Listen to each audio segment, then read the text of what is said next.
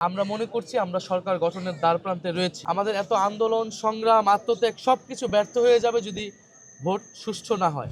আপনারা নির্বিঘ্নে নির্ভয়ে উৎসবমুখর পরিবেশে আপনারা ভোট কেন্দ্রে আসুন। আজকে এই দেশে নিজেদের মালিকানা বুঝে নেবার দিন। আমি এই কেন্দ্রে রহমতুল্লাহ কলেজ এই কেন্দ্রে আমি আমার ভোট প্রদান করলাম। আমার জীবনের প্রথম ভোট আমি প্রদান করলাম।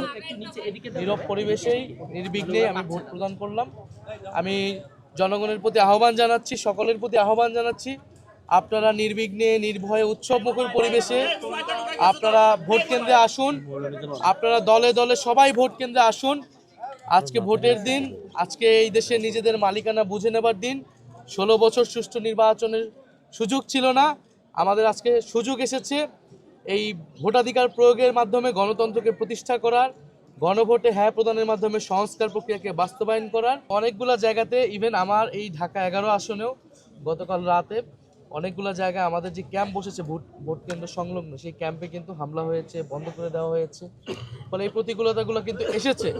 আমরা এই প্রতিকূলতাকে বেশি ফোকাস করছি না, আমরা ভোটে আসার জন্য আহ্বান করতেছি। কারণ আমরা চাই না এই ভোটের দিন কোনো ধরনের অনাকাঙ্ক্ষিত ঘটনা ঘটুক। আমরা চাই মানুষ ভোট কেন্দ্রে নির্বিঘ্নে আসুক। যারা এগুলো করতেছে, আমরা মনে করি মানুষ ব্যালটে তাদের বিরুদ্ধে রায় দিবে, ব্যালটেই মানুষের জনরায় প্রতিফলিত হবে। এবং প্রশাসনের প্রতি, সেনাবাহিনীর প্রতি, মিডিয়ার প্রতি আমাদের করজোর অনুরোধ থাকবে, আহ্বান থাকবে। আমাদের এত আন্দোলন সংগ্রাম আত্মত্যাগ সব কিছু ব্যর্থ হয়ে যাবে যদি ভোট সুষ্ঠু না হয়। তা আমরা আশা করব তারা নিরপেক্ষ আচরণ করবে। তারা প্রশাসন যদি নিরপেক্ষ আচরণ করে, তাহলে এই ধরনের যারা গায়ের জোট দেখানোর চেষ্টা করছে তারা আসলে সফল হবে। 11 দলীয় জোট সরকার গঠনের লক্ষ্যে গঠিত হয়েছে। আমরা মনে করছি আমরা সরকার গঠনের দ্বারপ্রান্তে রয়েছি।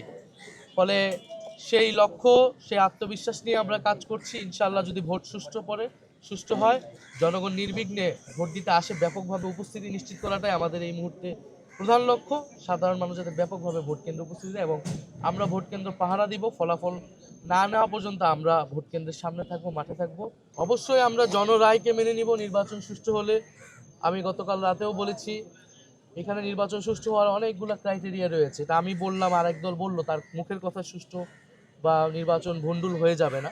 এখানে আপনারা মিডিয়ারা রয়েছেন, সোশ্যাল মিডিয়ায় পর্যবেক্ষণ হচ্ছে, সোশ্যাল মিডিয়ায় সাধারণ মানুষ কিন্তু কমেন্ট করবে। প্রচুর বিদেশি পর্যবেক্ষকরা এবার কিন্তু এসেছে ব্যাপকভাবে, প্রচুর আন্তর্জাতিক মিডিয়া রয়েছে।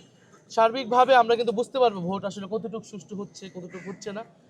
এবং সেটার ভিত্তিতেই ইনশাল্লাহ আমরা জনরায় যেটাই হবে সেটাকে আমরা মেনে নিব। আমরা জয়ের ব্যাপারে আত্মবিশ্বাসী, তবে জয় পরাজয়ের থেকে গুরুত্বপূর্ণ হচ্ছে আমাদের কাছে সুষ্ঠু নির্বাচন, জনগণ যাতে তাদের ভোটাধিকার প্রয়োগ করতে পারে।